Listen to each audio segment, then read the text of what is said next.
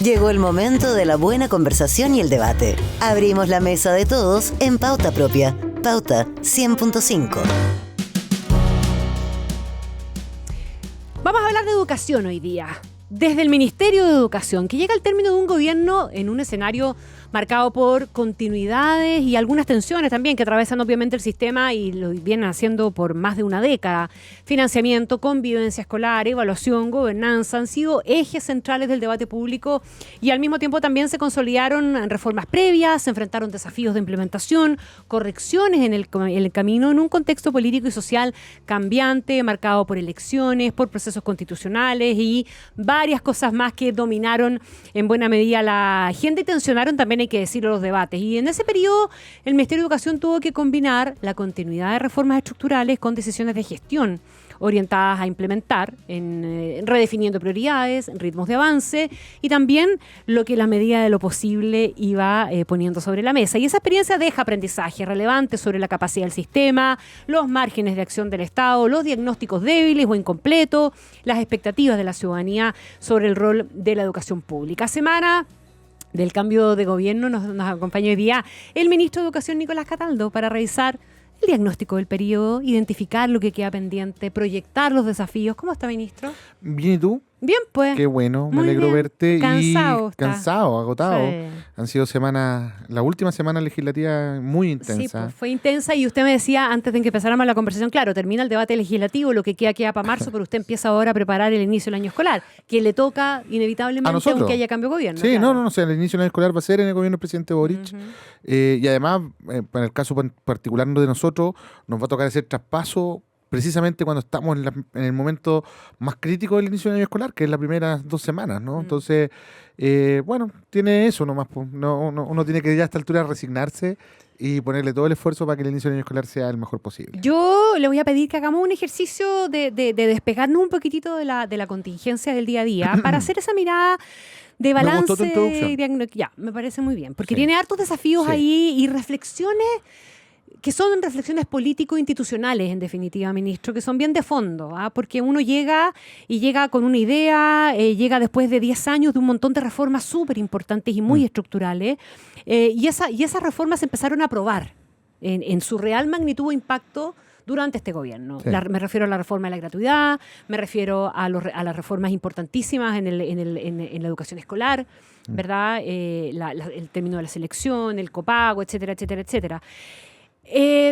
¿Con qué balance mira usted hoy día eso? El tener que recoger los 10 años de esas reformas importantes, empezar a hacer los ajustes, apretar las clavijas donde efectivamente había que apretarlas y además liberar de la carga ideológica que esas discusiones tuvieron tan marcadas y por tanto tiempo. Yo creo que eso es lo principal, ¿eh? El desafío de desanclar de las tensiones propias de la coyuntura político-electoral es probablemente el desafío más importante que uno tiene en educación siempre. No sé si lo conseguimos del todo, pero hay algunos desafíos, algunas reformas a las que logramos darle esa vuelta, ¿no? La semana pasada terminamos aprobando la educación pública. Así es. Se votó con 122 votos a favor, 0 abstenciones, 0 rechazo. Algo parecido pasó en la Cámara en el Senado, ¿no? También fue unánime o casi unánime. Y ya veníamos de un par de pasos que iban en esa misma dirección. En el periodo que me ha tocado ser ministro, un poco más de 2 años, hemos implementado 25 de los 36 servicios locales que están instalados. Si la mayor parte se instaló en este periodo. Entonces, si tú me preguntas, creo que en el debate de educación pública, si bien es cierto, siguen habiendo diferencias y las van a seguir habiendo, hay una consolidación de una reforma en curso que está dando resultados también. O sea, uno puede mirar los puntuales casos de Magallanes o de Atacama. Atacama, que fue el que partió, ¿verdad?, con lo que se instaló además como el desastre de los SLEP en su momento. Y con el episodio de la limusina de por medio. Pero nada de eso es atribuible al sistema. Esas son decisiones de personas. Claro. O sea, son personas las que deciden hacer una actividad desproporcionada, fuera de lugar. Uno no puede decir que el problema es la ley, ¿te fijas? Porque gente con falta de criterio uno la puede encontrar en todos lados. Pero si uno mira los datos, ¿qué es lo que nos dicen? Que en aprendizaje estamos subiendo a un ritmo más rápido que el resto. que en revinculación estamos teniendo capacidad de retener más estudiantes en el sistema, que se nos vayan menos, y también estamos devolviendo más estudiantes que se nos fueran. En asistencia estamos subiendo un ritmo más rápido que el resto del sistema. Entonces, no puede ser que solo por diferencias político-ideológicas terminemos echándonos al bolsillo una oportunidad de consolidar un sistema de educación que además se escape un poco de lo que está pasando en el mundo municipal, si tampoco es bueno lo que tenemos hoy día. Son muchos los municipios que están en crisis financiera, la deuda previsional... Las excepciones son excepciones, digamos. Son excepciones y como sabemos todos, y además yo tuve la oportunidad de ser subdere antes de ser ministro de Educación, la inequidad territorial es muy grande. Entonces, claro, o sea, hay municipios que tienen mucha plata para meterle al sistema. Ministro, y hay algunos que no tienen nada. Sí, por supuesto, claro. Y hay colegios que funcionan excepcionalmente bien, incluso en zonas que son más deprivadas También. Económicamente y son excepciones finalmente. Sí, no son pueden ser modelos a seguir, pero hay que considerarlos y excepciones. muy buenos modelos a seguir. Así como uno ha visto, y yo me imagino que usted se ha topado en ese debate, yo lo he visto aquí por gente que he tenido sentada acá, incluso a la futura ministra de Educación, al exministro Figueroa, ¿verdad? También a Raúl Figueroa, reconociendo que este proceso es un proceso que no se detiene. Y que eventualmente hay cosas que hay que corregir, algunas cosas que hay que cambiar, política pública. pero no hay que hacer un borrón y una cuenta nueva y venir acá con una retroexcavadora o una motosierra finalmente Claro. a hacerlo todo de vuelta. Y eso pasa y es interesante. Dejemos la herramienta de construcción en la casa. Eso mismo. Pero un desatornillador eventualmente A veces sí, ¿verdad? para apretar. Eso, claro, para apretar algunas tuercas, que es un poquito la sensación que uno le queda. Y eso uno lo ha escuchado desde la derecha, incluso desde algunas personas del futuro gobierno. Bueno, el futuro subsecretario, Sí. él ha fijado una posición de mucho respaldo a la... Así es. Y el futuro la subsecretario... futura ministra aquí misma en un debate con Camila Mira. Flores también dijo que ella no terminaría con los SLEP, que haría algunos ajustes, Claro. así como también al proceso Pero, de por ejemplo, selección tú y otras sabes, cosas más. Connie, un dato muy importante. El subsecretario de Educación Superior del futuro gobierno, Sí. Fernando Peña, y el subsecretario de Educación, Daniel Rodríguez, ambos son miembros del Consejo de Evaluación de la Educación Así Pública. es. Y ambos han sido muy fuertemente defensores de continuar con esta política, Entonces, haciendo lo recomendaciones. que le quiero preguntar, así como ellos también, como desde la derecha, que se opuso muy categóricamente por mucho rato a esto, especialmente cuando partió la discusión durante el gobierno Bachelet, Sí. hoy día hay una aceptación y un reconocimiento de las cosas que funcionan, del cambio estructural que significa, más allá de hacer o no algunos ajustes. ¿Usted de qué se ha dado cuenta en esa misma dirección, en el fondo, más allá de la mirada ideológica o de los diagnósticos, pensando en el bien público y en la cosa social, etcétera, que al frente tenían razón? A ver, yo creo que son dos cosas distintas. Por un lado está opiniones que yo le he encontrado desde el día 1 y voy a ser el primero en reconocerlo, ¿no? Daniel Rodríguez, Fernando Peña, futuros subsecretarios del Ministerio de Educación, han sido consistentes desde el principio en señalar que esta reforma es importante y que no puede retroceder. Y han defendido su posición, incluso han hecho, por ejemplo, el proyecto de ley que aprobamos la semana pasada. Daniel Rodríguez puso en la comisión diciendo, por favor, aprueben esto. Con todos los cambios que tiene, hay que aprobarlo tal cual. Pero eso no es equivalente a la discusión política que se da desde la oposición actual, desde el futuro gobierno, respecto a la reforma. Porque una cosa es lo que dicen los expertos, No, que está hoy día bien. asumen posiciones de liderazgo. Sí. Otra cosa es lo que te dicen los Ya, parlamentarios. pero cuando discutimos la reforma del sistema escolar teníamos expertos del lado que hoy día es oficialismo diciendo un montón de cosas que hoy día estamos de alguna manera reconsiderando. Por ahí va mi pregunta pasa es que- también, es que- ¿verdad? lo que pasa es que la Hoy día educación- estamos ampliando, por Sí. ejemplo, la selección. Y yo recuerdo las voces a grito desde muchos expertos de la derecha en ese momento, de otros lados, desde el expertizo, la academia, diciendo que lo que se estaba haciendo no estaba bien. Ya, pues, está bien. Yo creo que en educación pública, por ejemplo, tenemos más que nada desafíos de ajuste, de perilleo administrativo, ¿no? Cómo hacemos mejor la transición, cómo aseguramos una mejor presencia de la infraestructura como parte del quehacer de los servicios, de qué manera articulamos mejor el trabajo técnico pedagógico del ministerio con las UATP, las unidades técnicas de apoyo pedagógico de los servicios. Pero en el caso, por ejemplo, de la ley de admisión, yo quiero decir dos cosas.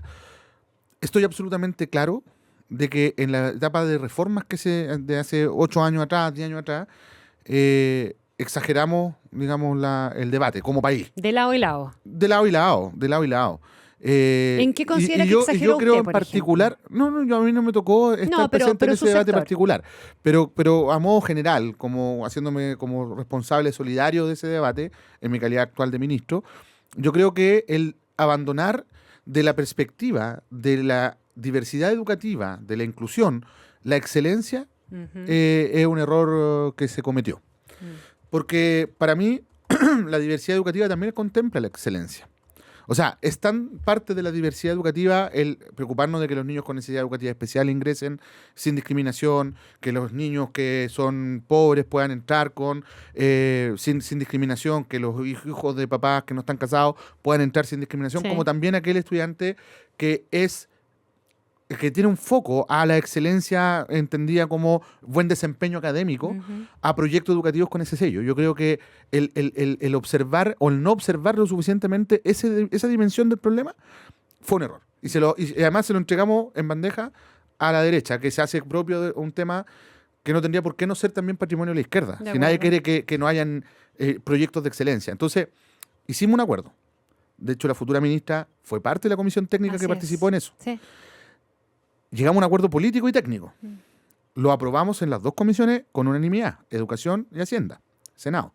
Llegamos a la sala. La Unión Demócrata Independiente lo devuelve a la Comisión de Educación. Volvemos a aprobarlo, hicimos algunos cambios, lo volvimos a aprobar con unanimidad. Vuelve a la sala y hasta ahí no se ha vuelto a discutir. Entonces también había una falta de voluntad política. Ya, porque estábamos en campaña. Habiéndose construido... Sí, pero ya no estamos en campaña. No, sí sé. Entonces uno espera que estos debates avancen, sigan avanzando, ¿no? Ajá. Ahora, por ejemplo, otro ejemplo... Supongo que nadie quiere que volvamos a las filas fuera de las escuelas. Me imagino que no. Entonces, por eso es que es importante avanzar en estos acuerdos que se han ido consolidando. Porque lo que no se hizo hace 10 años atrás, que es construir un acuerdo político técnico, transversal, hoy día sí está en la mesa. Y lo hicimos en educación pública, lo hemos hecho en admisión escolar, y también lo tenemos... Ojo con esto, en FES y en Sala Cuna. Es que ahí le quiero preguntar, porque a propósito del FES, y en esta lógica que usted mismo ha señalado, estamos conversando con el ministro de Educación, Nicolás Cataldo, de que los programas de gobierno se ajustan en el ejercicio del gobierno, por supuesto. ¿Verdad? Aquí tenemos, usted acaba de escribir dos cosas que han sido parte justamente de ese proceso, y lo mismo la condonación del término del CAE, el fin del CAE, que es una promesa instaladísima, que alguien podría decir incluso fue esa promesa la que llevó a lo mejor a esta generación al poder, pero en alguna dimensión pero sí, es importante. Pero era parte importante del por lo catálogo. menos de su ethos, de su identidad. Y de su catálogo de promesa programática. El programa del FES tiene harto de eso, ¿verdad? De asumir esto, ajustando la promesa al ejercicio del gobierno, pero de todas maneras ha sido insuficiente, ministro. Esto queda para marzo. ¿Usted cree que se va a ir con la frustración de no haber conseguido que el gobierno de Boric cumpliera su promesa de eliminar el CAE? A ver, es que... Acérquese al micrófono. Sí, disculpe. Está reflexionando. Yo tengo una frustración, una gran frustración, y no es precisamente la del CAE. ¿No? A mí, esa es una preocupación que es distinta. ¿Cuál es la frustración? Mi frustración es no haber podido abordar el debate sobre financiamiento a la educación escolar. Eso es lo que tiene hoy día el sistema escolar en una situación crítica muy profunda, y espero que el próximo gobierno, de hecho nosotros dejamos un estudio terminado, que terminó hace poco, y espero que el próximo gobierno tome esa aposta y pueda avanzar en eso. Genuinamente lo digo. Esa es mi frustración. Pero lo del CAE es una urgencia del país. Ya, pero espéreme un segundo. Déjeme, es que volvamos al CAE en un segundo más. Bueno. En la preocupación, quedémonos con la frustración. Porque alguien puede decir que parte de esa frustración, o parte de ese problema país grande que le genera a usted frustración, pasa porque tenemos un problema de recursos en el financiamiento de la educación, que está viendo cómo se va una cantidad impresionante de plata a la gratuidad. Y no solamente a la gratuidad. Pero mucho a la CAE, gratuidad. Mucho al CAE también. Al CAE se va $1 billón de pesos. Sí, al CAE de la gratuidad. Pero déjeme preguntarle por lo de la gratuidad. Usted hoy día, ¿cuántas tuercas apretaría en el tema de la gratuidad? ¿Pararía, por ejemplo, porque la futura ministra de Educación acá con Camila Flores decía que básicamente lo que hay que hacer ahora es parar el avance, ¿verdad?, de la gratuidad en la incorporación de más deciles? O sea, ¿eso o usted se arriesgaría a lo mejor a apretar otras tuercas como afinar más qué es lo que es elegible, qué es lo que no es elegible? Universidades elegibles, carreras elegibles, filtros de calidad, etcétera, etcétera. Por supuesto, mira, a ver, el proyecto de ley del FES tiene una norma que le pone una contención a la gratuidad. Por tanto, no es algo que sea un descubrimiento de está claro. de la derecha, digamos. O sea, Algo que no. estamos claros que la gratuidad no puede seguir creciendo de manera indiscriminada. Por digamos. supuesto, y porque al menos yo habría hecho este proceso de una forma distinta. Yo no habría hecho una gratuidad de la forma en que se llevó adelante en su minuto, siempre fui crítico de aquello. Yo habría avanzado en un esquema más contenido, particularmente a través de aportes basales a las instituciones tradicionales, estatales y privadas, ¿no? Lo que conocemos históricamente O sea, como mayor el CRUCH. elegibilidad finalmente. Más estándar de elegibilidad, claro, y por tanto también un universo más acotado y reducido a través de aportes institucionales que comprometieran finalmente que las instituciones no cobraran arancel, ¿no? Desarancelizar de alguna manera eso. Pero fue un camino distinto el que se optó y el que y tiene las consecuencias que tiene. ¿Y es de eso, irreversible, ministro? yo diría que sí. O sea, Ya, pero es muy complejo. Piensa en la cantidad, pero se pueden ir haciendo mejoras. Por ejemplo, nosotros, una decisión que tomamos como ejecutivo durante el gobierno del presidente Boric fue incorporar esta norma en la ley del FES, en el proyecto de ley, y lo que hacemos es desanclar de alguna manera en el PIB tendencial, que es el que determina cuando se gatilla el siguiente decil de gratuidad, estamos sacando el PIB minero. Ya. Porque el PIB minero distorsiona. Distorsiona, claro. Y por otro lado, Para esos efectos distorsionan. Y por otro lado, el obviamente. PIB minero es variable. Porque a veces el cobre está arriba, Sí. a veces baja. Entonces, tú lo que necesitas para políticas de este tipo es financiarla con ingresos reales, digamos, y permanentes, y Ya, constantes. y eso pondría una contención ahí. Por supuesto. ¿Y cuánto va a demorar en seguir avanzando en la gratuidad? Bueno, va a depender del crecimiento económico del país y la capacidad financiera que tenga de poder financiar ese avance. Entonces, yo creo que esas son medidas de contención, pero no solamente son medidas de contención, son medidas de responsabilidad. ¿Por qué? Porque lo que yo estoy viendo como ministro de Educación es que el presupuesto de educación superior crece casi en la misma proporción que el presupuesto de educación parvularia disminuye. Ya, entonces vamos a eso que es lo que le frustra. Y por eso es que el FES es tan importante, porque estamos gastando... Mira, una cosa es gratuidad, donde tú estás diciendo, bueno, estamos Sí. aportando a que personas pobres puedan estudiar en la educación superior sin endeudarse y sin preocuparse de tener que devolver crédito ni nada. El CAE le estamos entregando un chorro de plata a los bancos. Bancos que además no quieren siquiera estar en el sistema. Todos los años hay que pagar un sobreprecio para que los bancos participen de los procesos de licitación, que es la recarga.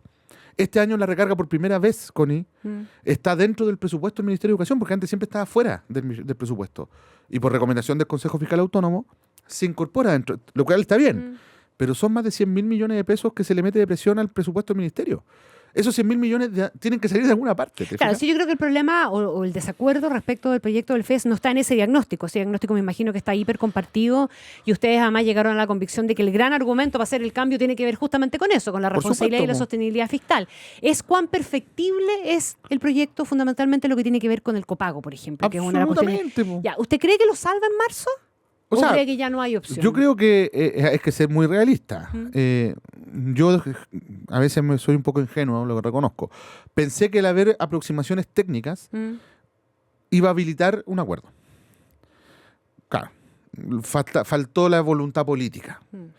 Entonces, hoy día el copago no es un tema. Nosotros ya dijimos, vamos a habilitar copago, estructuramos una forma de abordar el copago con ciertas regulaciones, hubo consenso técnico. Felicidad. También respecto a cuánto van a devolver los estudiantes una vez que ya egresan y se titulan. Definimos también la corrección respecto a la naturaleza del instrumento, si esto es un crédito o no es un crédito en definitiva, si se contabiliza fuera o bajo la línea, por decirlo de una forma más coloquial, ¿no? Si está dentro del presupuesto o fuera del presupuesto. Entonces, todas esas grandes preguntas que se hicieron durante la discusión, nosotros las resolvimos hace rato. Yo hace ya un par de semanas más, quizás, le entregamos a los senadores de oposición un cuadro comparativo con el proyecto actual, con las modificaciones del Ejecutivo hechas indicaciones, cosa que habitualmente no se hace, y una minuta técnica explicando cada uno de los cambios. Por eso es que tú has visto la última semana en los diarios, me imagino, a Carlos Williamson, que no es precisamente alguien del oficialismo, es más bien de la oposición profunda, señalando que es necesario legislar, que ya hay un acuerdo técnico, que es importante dar ese paso. Silvia Seguirre, la mismo. Y te podría nombrar otra. Entonces, ¿qué le diría usted a su sucesora cuando llegue el que momento? lo haga rápido, porque si no si va a es tener que que usted hacer- no lo logra, porque, a ver, usted tiene la primera semana de marzo para aprobar esto, si es que... Lo primero que yo diría es que ojalá la oposición actual, en la primera semana de marzo, la segunda semana de marzo, que son aún semanas legislativas en este periodo, logre dar o habilite dar los pasos necesarios para que este proyecto siga avanzando. Recordemos que este proyecto ya pasó el primer trámite constitucional, está en Sí, segundo. sí. Y a mi sucesora, lo que le voy a decir cuando nos reunamos ahora a mediados de mes para iniciar el traspaso, es que se apure en resolver este tema. Porque Y si que no, ojalá retome- el hoyo fiscal va a ser de este Y que, porte. y que ojalá retome donde quedamos, Ujú. porque eso ya contiene un acuerdo dentro de lo que es hoy el actual oficialismo, que el próximo año legislativo va a ser ya la oposición. ¿Y qué hacemos para terminar con la frustración o tratar de superar la frustración con la que usted se va a ir, que es la disminución de los recursos de la educación escolar? Bueno, lo primero es que, a ver, yo tengo súper claro, Connie, que este es un debate que va a tomar un par de periodos legislativos completos. O sea, esta es la clásica discusión que se parte en un gobierno y se termina 2 gobiernos después. Mientras tanto los niños siguen Porque el debate, quedando porque atrás. es que lo que pasa es que el debate es muy complejo, política y técnicamente. Mira, todos estamos de acuerdo con que el sistema hay que cambiarlo. Hasta ahí, todo bien, pero después la pregunta es, ¿financiamiento de la oferta o la demanda? Y ahí las aguas se separan en 10 líneas distintas. Yo tengo una hipótesis, obviamente, creo que hay que tener una combinación entre financiamiento fijo y financiamiento variable. O sea, tiene que haber un mix de las dos cosas, no puede ser solo financiar la oferta o solo financiar la demanda. Lo importante es que nosotros hoy día estamos dejando un documento técnico elaborado junto al BID, al Banco Interamericano del Desarrollo, que debería servir como base para que el próximo gobierno presente un borrador de proyecto de ley. Ujú. En eso, y se lo vamos a decir también a la ministra cuando iniciemos el traspaso, va a contar con toda la colaboración de nosotros. Toda. Genuinamente. Y sin cortapisa desde el punto de vista ni político ni ideológico. Porque es una urgencia. Esto yo lo constaté incluso siendo subdere. Yo recibía a los alcaldes de todo el país, desde el Partido Republicano al Partido Comunista, nos decían, no nos da. No nos da. Entonces, va a contar con todo nuestro respaldo si es que efectivamente nos disponemos a abordar ese desafío que es urgente, y es tan urgente como el otro, digamos. O sea, racionalizar los recursos en educación, porque el gasto público en educación es alto, es el 20% del presupuesto de la nación va a educación. No hay espacio para que Chile invierta más actualmente, porque eso significa ya empezar a quitarle plata a salud, a desarrollo social, a otras áreas también muy importantes. Entonces estamos en nuestro máximo, nuestro tope, mientras Chile no crezca sustantivamente. Y eso significa entonces que tenemos que pensar de qué manera usamos mejor nuestros recursos y dónde es prioritario poner esos recursos. ¿Usted siente, Nicolás Cataldo, que la educación fue de verdad una prioridad de este gobierno? Yo diría que sí, Connie. Mira, ¿Sí? la prioridad de un gobierno en educación no solo se tiene que expresar en grandes reformas. A nosotros nos tocó 2 desafíos que creo que los cumplimos. Y eso solo pudo hacerse si es que tú tuvieses, o sea, gracias a que tuvimos la prioridad del presidente. La primera es que enfrentamos un desafío de normalizar al sistema post pandemia. Y créeme que eso desplegó recursos humanos, financieros y políticos del Ministerio de Educación para conseguir ese desafío. Y lo logramos. En las grandes líneas lo logramos. O sea, logramos estabilizar un sistema educativo que venía de una pandemia destrozado. Los aprendizajes no solamente se retomaron y se han ido aumentando todos los años, sino que además logramos incluso resultados históricos. En el CIMSE, en cuarto básico, logramos los resultados más altos de los últimos 20 años. En asistencia lo mismo, y así en general, en todas las líneas en general, y en particular en educación pública, que va subiendo un poquito más rápido que el resto. Y el otro desafío grande fue darle estabilidad a las reformas que venían del gobierno de la presidenta Bachelet, porque recordemos que en el periodo del presidente Piñera II, la mitad hubo confinamiento. Entonces, fue un periodo como un poquito anómalo, ¿no? Quedó medio en pausa. Exacto. Entonces, los mismos servicios locales que tenían que terminar el año pasado, la transición completa. La primera decisión que me tocó tomar a mí como subsecretario de Educación fue alargar la transición hasta el 2029. O sea, los servicios locales tendrían que haber estado el año pasado, ya el 100% instalado, ¿te fijas? Entonces, yo creo que esos 2 grandes desafíos quizás, fueron poco dimensionados, ¿no? Insuficientemente dimensionados por el gobierno actual, por nuestro gobierno, en su impacto y su dimensión. Pero yo diría que fue un gobierno de normalización, de estabilización, lo que generó avances importantes y insisto, las obras de un gobierno no siempre están en el plano de las grandes reformas. El sistema educativo no resiste más reformas grandes. No. Tenemos que consolidar para evaluar y para corregir. Ministro Cataldo, usted hablaba de frustración en un aspecto. Yo quisiera saber cuánta frustración le genera a usted, además también, aparte de las otras que ya había nombrado, el tema de la violencia en los colegios y la destrucción que ha significado de algunos establecimientos emblemáticos históricos para este país. No haber hecho a lo mejor lo que había que hacer a tiempo, no digo en este momento, a lo mejor mucho antes, a lo mejor no haber hecho otras cosas más ahora, pero de eso debe generar una frustración gigantesca, porque además la imagen de la educación pública terminó de irse al suelo en una dimensión bien importante justamente a causa de esto. La pérdida del sentido de autoridad, la disciplina, la cantidad de padres que terminaron sacando a los cabros de esos colegios. ¿Qué mirada hace usted hoy día retrospectiva y con qué proyección del impacto de la violencia en nuestros colegios, particularmente en ese tipo de colegios? Mira, yo creo que hay que distinguir dos fenómenos que son reales ambos. Uno, el fenómeno de la violencia, que es un fenómeno general, estructural y que la vivimos como sociedad. O sea, la escuela no tiene por qué estar exenta de eso que vemos en el consultorio, en los estadios, en las calles, en los comercios. Somos una sociedad que tiene un problema de convivencia, y eso es así. Y para eso hicimos varias cosas que han tenido impacto positivo algunas, otras quizás no suficientes, y hay que evaluar si continuamos o no con ellas. Y además legislamos. De hecho, también la semana pasada logramos aprobar el proyecto de ley de convivencia escolar, que es un tremendo proyecto. O sea, y de verdad logramos un acuerdo muy importante con el senador Felipe Kast, en particular. Ahí ambos tenemos una particular preocupación por el bienestar socioemocional. Yo estudié mi posgrado sobre educación emocional en particular, con quien es actualmente el Premio Nacional de Educación, don Juan Casasú. Y ese programa de bienestar socioemocional va a tener un impacto muy tremendo sobre los niños, positivamente hablando, ¿no? Es devolverle un poco el sentido original a la jornada escolar completa. Ajá. Ahora, ese es un fenómeno. Y está el otro fenómeno, que es el de la violencia, uno podría decir, no sé, quizás me voy a equivocar en el delictual. Concepto. Sí, ¿no? Ya, pero recién ahora nos atrevimos a llamarle así. Es que yo iba a decir otro concepto. Pero tú me tiraste un salvavidas. Pero parecido. ¿Cuál iba a decir usted? No, yo voy a decir violencia política, pero no es política. Ya, es que... Porque hoy día violencia anárquica. Es pura delincuencia. O sea, pero ni se da cuenta, ministro, yo que hace 5 años atrás o 4 años atrás, ¿usted no se hubiera atrevido a decir que esa violencia era violencia política o violencia delictual? O sea, yo desde que soy subsecretario, hace 4 años atrás, no digo porque lo califiqué de esa forma. Pero no estaba permitido referirse hacia esto. A los pobres cabros, dejen de criminalizar la protesta y que protesten tranquilos. No, mira, yo fui dirigente estudiantil hace mucho tiempo. Y jamás se nos habría ocurrido rociar con benzina a un profesor. Pero esta generación jamás se nos habría ocurrido quemar las salas de clase. Nosotros cuidábamos la escuela. ¿No cree que nos demoramos mucho en llamarle como se llama? De todas maneras. Y nos demoramos mucho en muchas cosas. Y yo creo que ese es el efecto que tuvo este fenómeno. Entonces, por eso creo que es importante separarlo. Sí, porque no son lo mismo. No, yo estoy de acuerdo en separarlo. Y este segundo fenómeno está muy concentrado en algunos tipos de establecimientos educacionales que son los que llamamos emblemáticos. Particularmente ahí, porque esto no está pasando en otros lados. ¿Ya? Entonces, circunscrito el fenómeno a ello, yo estoy de acuerdo contigo, y es más, cuando me dicen, mira, el SAE tiene la embarrada con los cabros del Nacional porque bajan los puntajes. Eso no es verdad. El SAE en los liceos emblemáticos tiene un efecto muy reciente, porque fueron los últimos en entrar. Claro.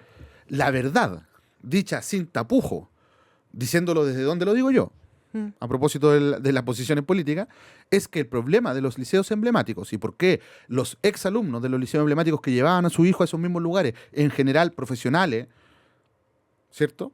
Clase media, alta, y que concentraba un capital cultural importante en esos establecimientos educacionales, donde se reproducía una cierta élite, se fueron por los fenómenos de violencia. Por los overoles blancos, por las amenazas de quemar el colegio, de quemar al profe. Y claro, yo pienso como papá, diría, efectivamente, ¿cuánto falta para que después a mi hijo lo quemen? De hecho, yo conozco estudiantes que tuvieron que irse de esos colegios por amenazas de muerte que le hicieron. Entonces, y ahora los delincuentes los meten en la cárcel. Eso es, po.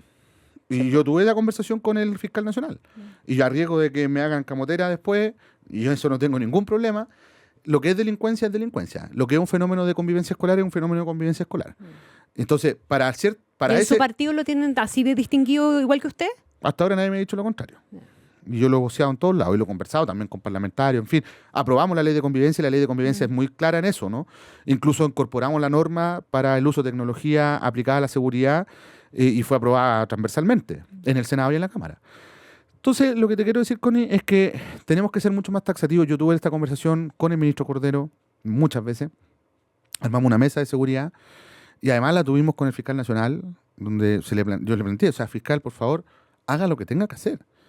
Y ojalá tengamos fiscal con dedicación exclusiva para investigar estos casos. Pues no puede ser que tengamos secuestrado a una comunidad educativa completa por 10, 15 cabros, y probablemente con gente adulta que es externa al colegio y que tiene finalmente deteriorado estos proyectos que han sido tan importantes para el desarrollo de la historia de nuestro país. Se nos acabó el tiempo. Siempre nos pasa eso. Siempre nos pasa eso. Bueno, pero conversemos después, pues en marzo. Muy bien. ¿Le parece o no? Sí, perfecto. ¿Conversemos Yo en feliz. marzo? Antes de que termine. Antes de que O después. termine. Ya. Veamos ahí. Ya, usted me avisa. Si logra sacar el SLEP adelante, perdón, el FES. FES. El FES adelante, conversamos diciendo también. Sí, muy bien. Muchas gracias, ministro. Gracias a ti, Connie. Terminamos esta mesa de todos en Pauta Propia. Quédense en nuestra sintonía. Viene Cristian Barken. Un abrazo. Hasta mañana.